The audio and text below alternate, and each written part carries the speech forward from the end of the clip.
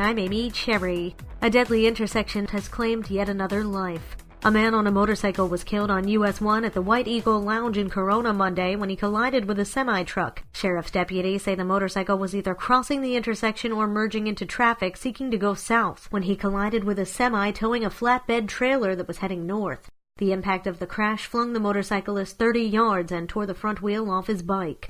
The man was pronounced dead at the scene. The crash is the second death on Flagler County's roadways in just 3 days. He's also the 6th person to die in a traffic crash at that intersection in 9 months. This portion of WNZF Local News, a service of the Daytona Beach International Airport. Fly to the Big Apple in a New York minute on JetBlue from the Daytona Beach International Airport.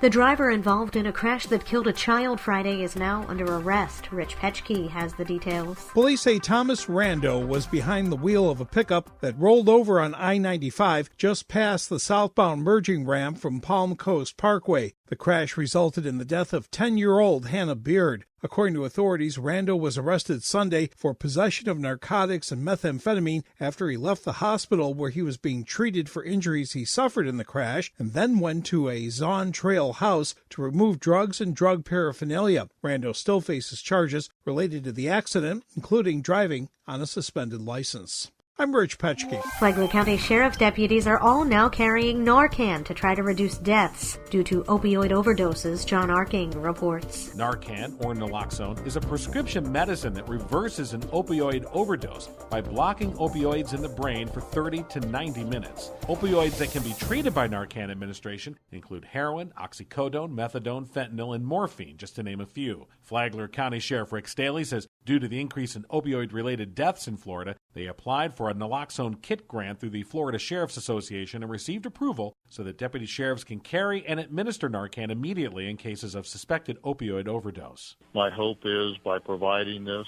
to our deputies is that we can save a life and that person will have the opportunity to receive treatment for their addiction. Staley says having Narcan kits readily available will allow quicker administration in an emergency situation if a deputy is on scene before emergency medical personnel. John Arking, Flagler's Morning News.